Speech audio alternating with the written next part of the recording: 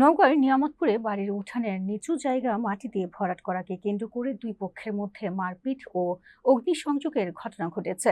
এই ঘটনায় ভুক্তভোগী নজরুল ইসলাম বাদী হয়ে নিয়ামতপুর থানায় একটি লিখিত অভিযোগ দায়ের করেছেন। ঘটনাটি ঘটে গত শুক্রবার দিবাগত রাতে উপজেলার ভাবিচার ইউনিয়নের কাঁঠালবাড়ি এলাকায়।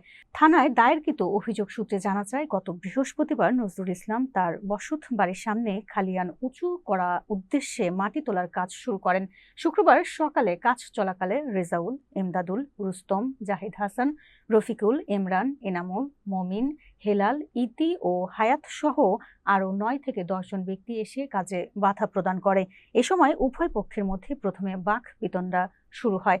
অভিযোগে আরও উল্লেখ করা হয়, শুক্রবার বিকেল আনুমানিক ৩টার দিকে অভিযুক্তরা দেশীয় অস্ত্র, কুড়াল, লাঠি, হাসুয়া ও লোহার রড নিয়ে নজরুল ইসলাম মন্টু, আজহার, মৌসুমী, রোকেয়া ও আব্বাস আলীর ওপর হামলা চালায় এবং এলোপাথারি মারধর করে। এ সময় মুদি দোকানে ভাঙচুর চালিয়ে প্রায় ২০,০০০ টাকার মালামাল লুট করে নিয়ে যায় বলে অভিযোগ করা হয়েছে। এছাড়া রোকেয়ার গলায় থাকা ৫ আনা ওজনের স্বর্ণের চেন ছিনিয়ে নেওয়ার অভিযোগও করা হয়েছে।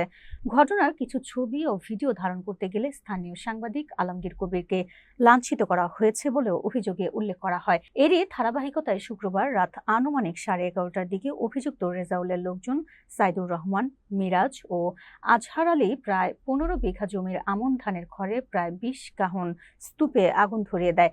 এতে আনুমানিক ১.৫ লক্ষ টাকার ক্ষয়ক্ষতি হয়েছে বলেও দাবি করা হয়েছে।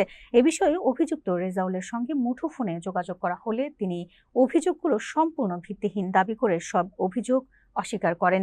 এ বিষয়ে নিয়ামতপুর থানার অফিসার ইনচার্জ শফিকুল ইসলাম বলেন, ঘটনার বিষয়ে থানা একটি লিখিত অভিযোগ পেয়েছে। বিষয়টি তদন্ত করে প্রয়োজনীয় আইনানুগত ব্যবস্থা গ্রহণ করা হবে।